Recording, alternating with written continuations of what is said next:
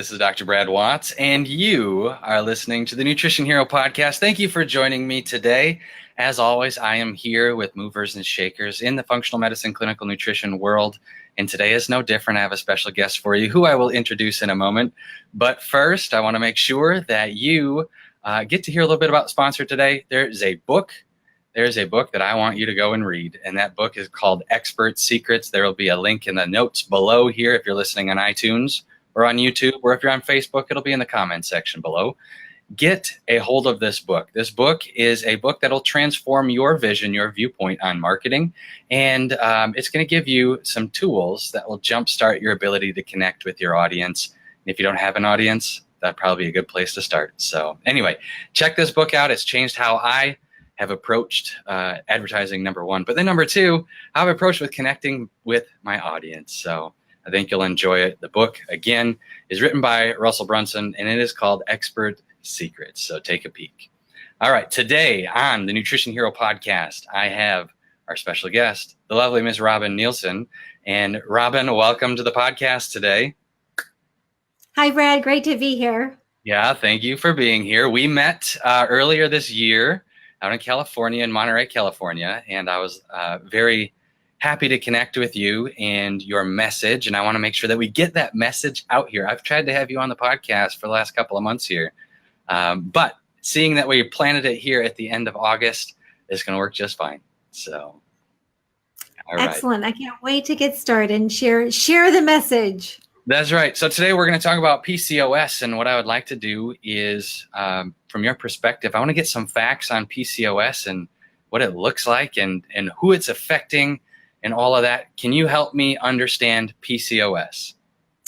Yes, I will give it a go. So PCOS stands for polycystic ovary syndrome, and it's kind of crazy because it affects so many women, yet really very few women know about it. So it's thought to affect at least 1 in 5 women, and it has to do with a lot of different hormone imbalances. So if you think of like the tip of an iceberg, right, and you've got hormone imbalances up there, you know, most women can really relate to that.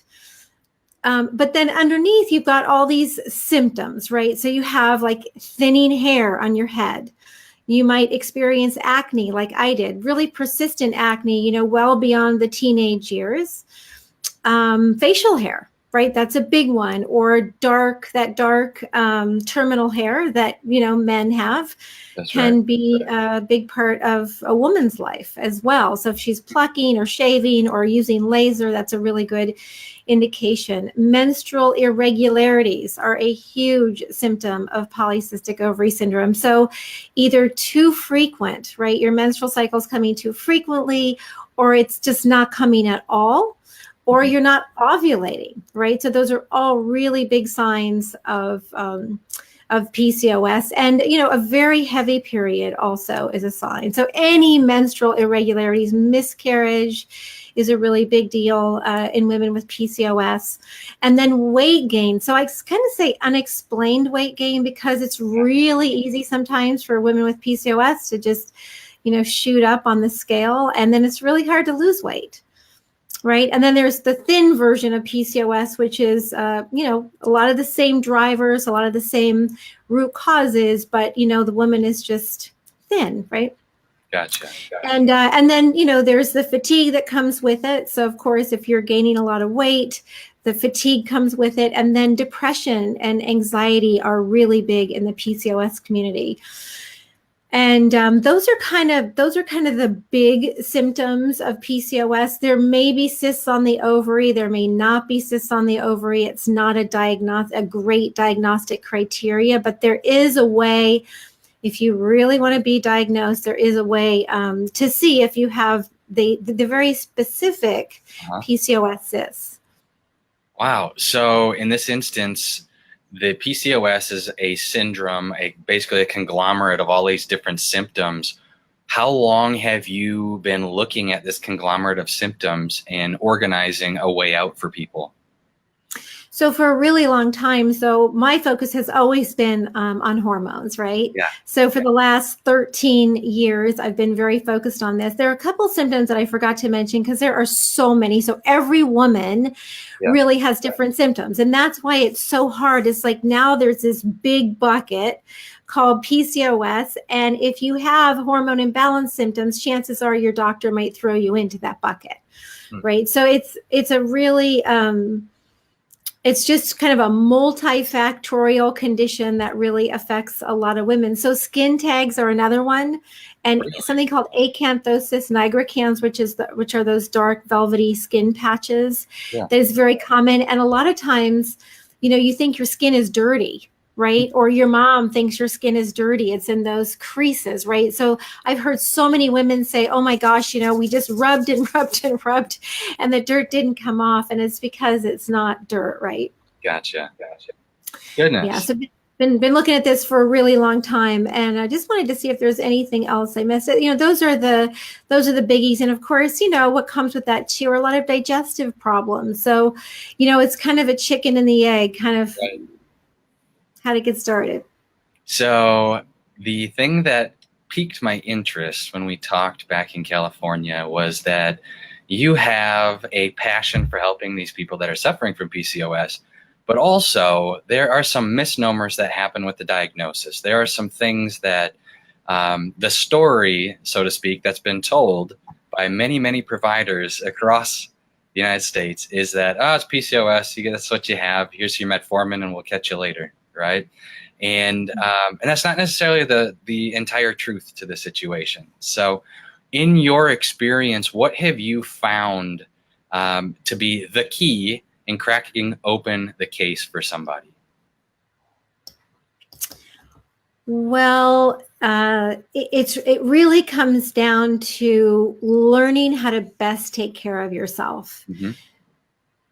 And I think, I'm a nutritionist, so of course I'm a little jaded in this sense, but also, a lot of the heroes in the PCOS world feel the same way, right? And they're not all nutritionists, but food is number one. And, a lot of our health problems, not just PCOS, started when, a lot of the crazy foods came out after World War II, right? Beautiful margarine and Betty Crocker, this woman who we never got to really know because she didn't really exist, but she started making all these crazy, amazing, really bad for you recipes and things. It was really interesting. When my grandmother passed away, I was gifted her box of recipes, which I was pretty excited, because I thought she was born in the early 1900s, sometime, maybe 1910. So I thought, there'll be some great recipes in there, right? And a lot of the recipes were from cream of mushroom soup labels, right? And from Jell-O. Awesome. The Jell-O labels. So, that's kind of the era, right? And so then from there, we got into something called techno carbs, or the just crazy food that one author labeled them crazy makers, right? That have all the food colorings and the flavors that are truly out of this world, right? And so I really think that's a lot of the foundation of what's going on. And our genes, for a lot of us just can't handle that, and it turns on genes that otherwise would be dormant. Absolutely. So when you are looking at working up a case with somebody and they come to your practice and they say, I have all these problems, what are some of the practical ways that you assess whether or not they have PCOS or whether or not the PCOS is actually causing the issues that they're dealing with? That's a great question because I may be a little weird in this sense, but I don't really care if you have PCOS or not. Right. I just care that you are having symptoms that aren't good for you, that don't feel right, that don't allow you to live the life that you want to live. So many women are told that they'll never have kids. Like, how devastating is that? Right? Like, you're so messed up that you'll never have kids. Yeah. What in the world? That's crazy. And it's completely not true. And so we've had women in our community who believe that, for a certain amount of time, then somehow they found us. And then all of a sudden they're pregnant, Hmm. How cool is that? And No that kidding. sometimes, takes 11 years. One gal, it took 11 years. But Wow. but it's possible. And so it doesn't really matter like whether you've been diagnosed or not. I was never diagnosed with PCOS, but I have it, Hmm. right? If again, I'm just not big on a diagnosis at all. So you have to look at the underlying causes, and a big one is insulin resistance. And it's really easy in this day and age to become insulin resistant. Absolutely. Absolutely. And one of the things we talk about on this podcast quite often is that insulin resistance is a protective mechanism. But then that protective mechanism becomes unhelpful in the long run. And this is where PCOS comes into play, or the symptoms associated with it. That's it. So when you're looking for underlying mechanisms, where are you looking? How are you assessing those?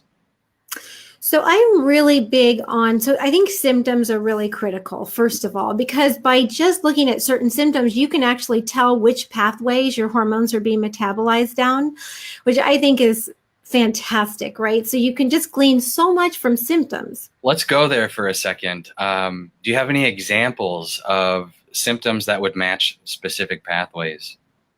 Oh, absolutely. So the biggies: acne, hair loss or alopecia, Hmm. facial hair growth. Those are all androgen metabolites that are going down what's called the DHT, or the 5-alpha reductase pathway, Hmm. right? So that is definitely driven by inflammation, which is driven by high levels of insulin over time, which can be definitely caused by high levels of stress.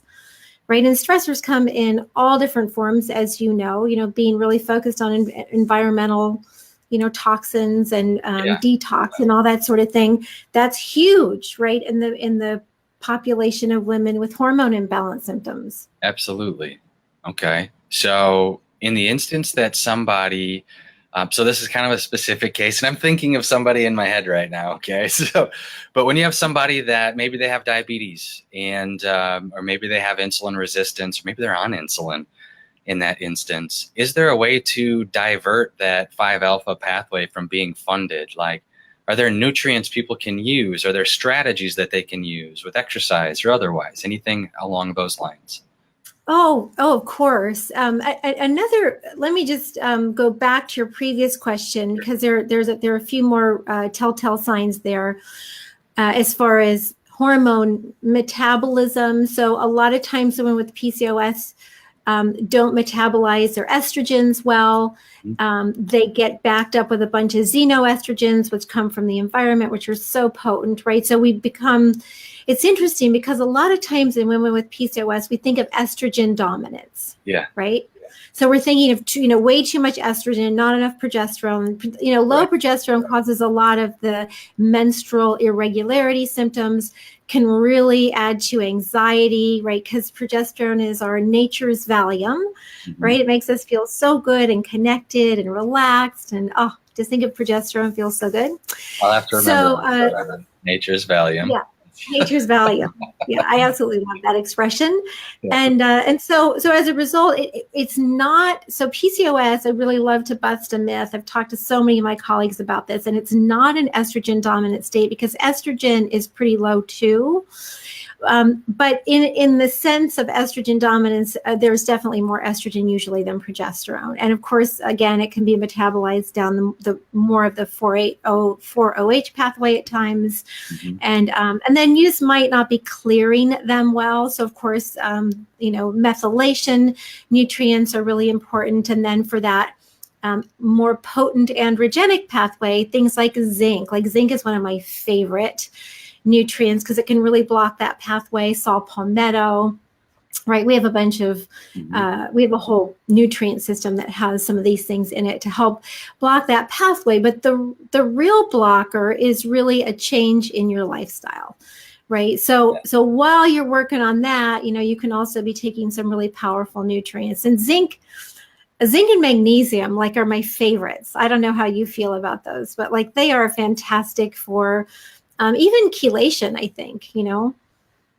Absolutely. And in my practice and in my experience, I haven't had a ton of experience with PCOS in relation to pregnancy concerns. But that one piques my interest because it is something that the longer I'm in the healthcare system, I hear more and more about it. And it's the stories of heartbreak where it's like, miscarriage after miscarriage after miscarriage. And it's just like, how much can one family take when they're trying to grow that family, so to speak? And that one gets me for sure. So I appreciate that you bring that up, that you mention it. When you look at time frame for people, when they are starting to understand the underlying mechanisms that are participating in their issue, how long does it take for them to start moving down the road toward wellness? What do you find typically? I think it just depends on, how quickly you embrace, some of the changes, because, you can take it all on at once if you're super motivated and have good enough energy. I think one of the big issues is that, women who have PCOS and, finally realize that it really the cure is in their hands. I think that's probably my biggest mission on this earth, is to help women and men understand that really our health is in our hands, right? Mm-hmm. I want to empower every single person as much as possible to understand that they are the CEO of their own health. Yes. Right? Absolutely. And so from that perspective, once you understand that, then you can start to take in bits and pieces. And recently I was reading this book and I apologize for not remembering the name of it. It's a book on habits that is absolutely fantastic, because it goes right along with our 5% solution, which is if you just use a keystone habit, like a keystone habit for weight loss, for instance, is just journaling. Crazy, amazing keystone habit, because when you journal, right, there's awareness starts to happen. This awareness around not only what you're eating, but how you're feeling, right? And then you can start correlating with, sort of how you're living your life to the outcome that you're seeing in your body, right? So they've done studies on this, where they've taken a group who journals, a group who doesn't journal, and the impact is profound, right, on weight loss. Absolutely. And so just these pieces, so it's like this 5% solution where you just start implementing one little thing. And in our family, we're sailors. So we like to sail, and I'm given very strict instructions to keep the course at 185. When we're going from Santa Barbara, California, over to Santa Cruz Island, and if I don't keep it there and I keep it at 190, right, on the compass, now we end up on a completely different island. Right. Yeah, that's a good word picture, because in reality, keeping track of those things, like the internal stuff, keeping track of those things, I don't think happens very well without journaling or some level of tracking, so to speak. So that's awesome. When you look at helping patients, what's your favorite part about helping somebody that's dealing with PCOS? I think my favorite part is just helping them have an awareness about how just less is more. I get really excited when I get to tell women, okay, you get to actually eat, and you get to eat more than you have ever eaten in your life. That's right. And you get to stop over exercising, right? You get to stop pushing yourself so hard. Because I know, we all learn to over exercise and under eat. Like that was my whole thing, right? And it didn't get me anywhere but exhausted. Yeah, that's so true. I think over-exercise, by the way, is one of the biggest health concerns that is going to be coming up in the next decade.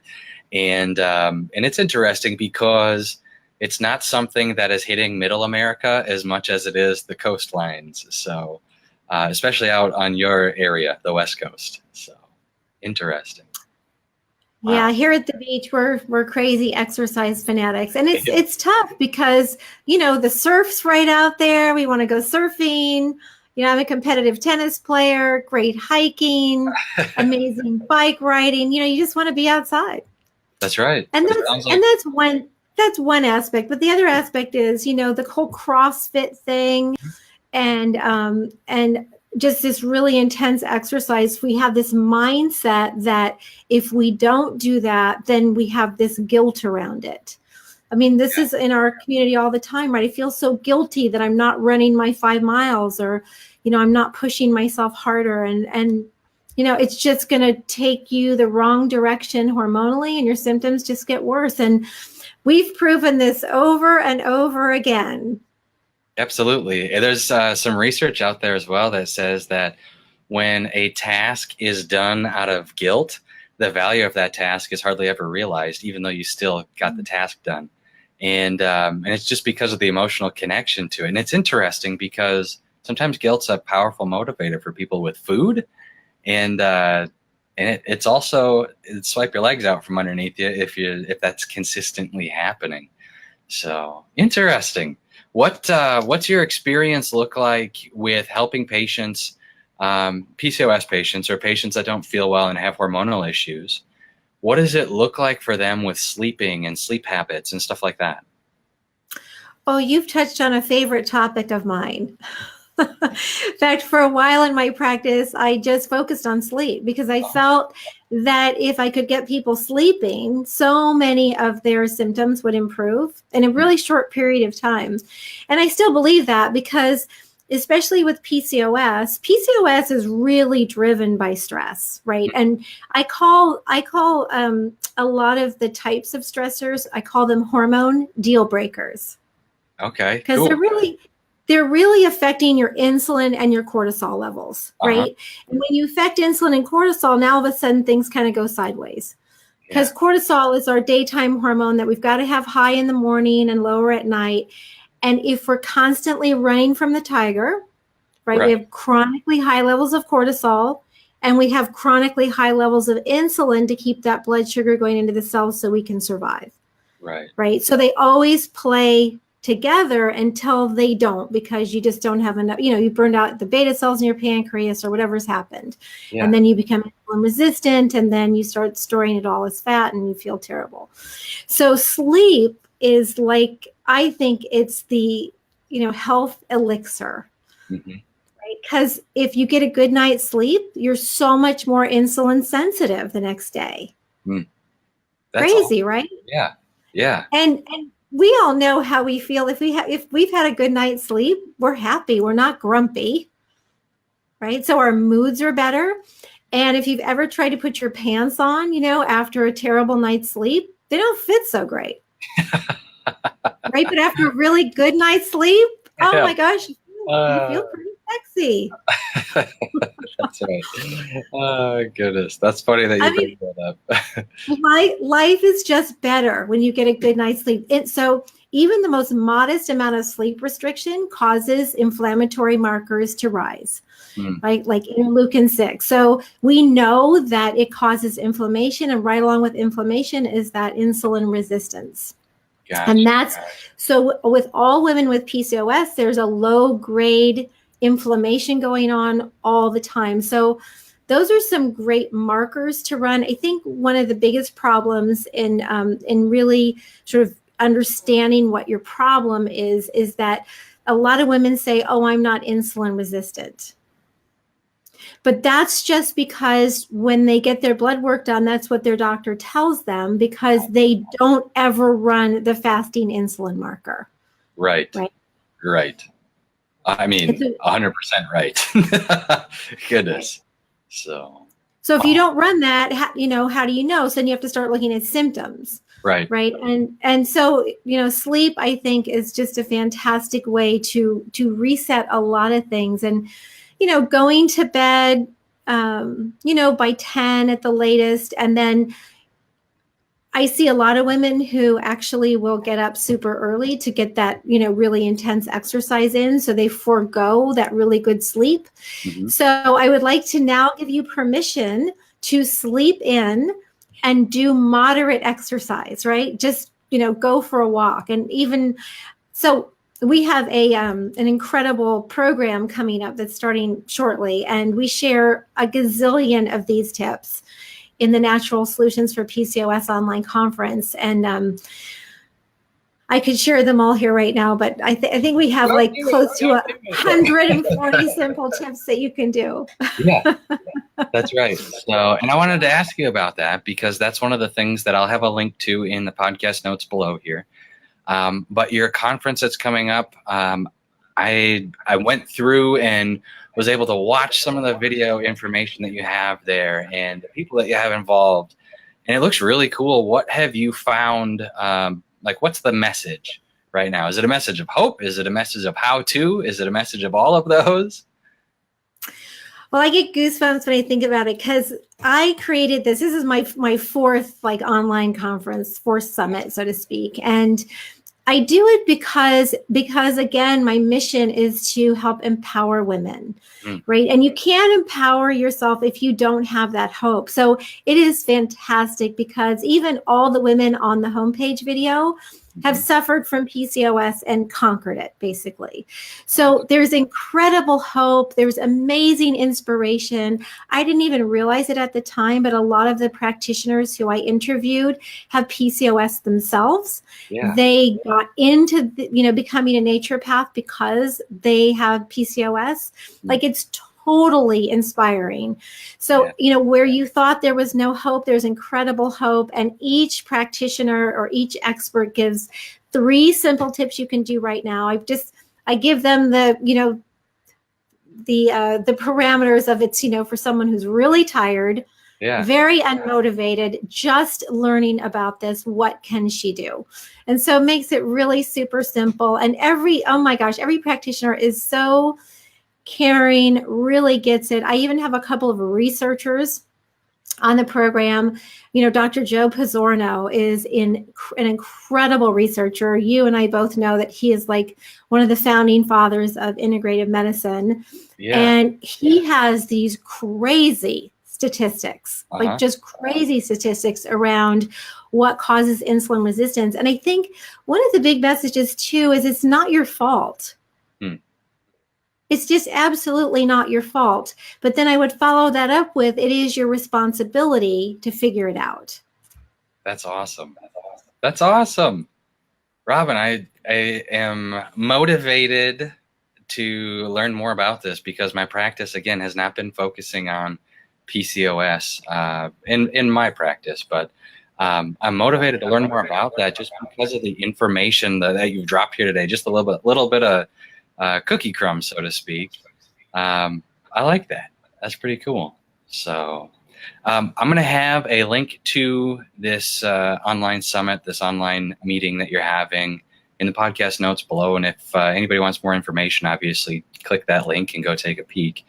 Robin, as we wrap up here, is there anything that you would like to leave our audience with? Any message that you would like to share?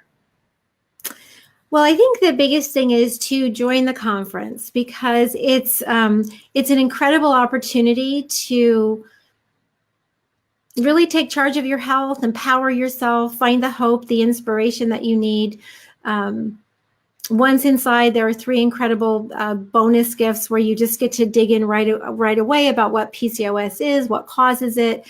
And then the summit itself starts on September 10th, and each day we air 4 live interviews with incredible experts. So I would just say, the really cool thing is when you take that next step in your health. So even if it's just signing up for the conference, you are already starting to change your genetic expression, right? So when you move towards empowerment and information, you don't even have to take care of yourself yet, right? You just have to sign up. You just have to keep moving on that spectrum from feeling terrible to just making one small step at a time towards feeling fabulous.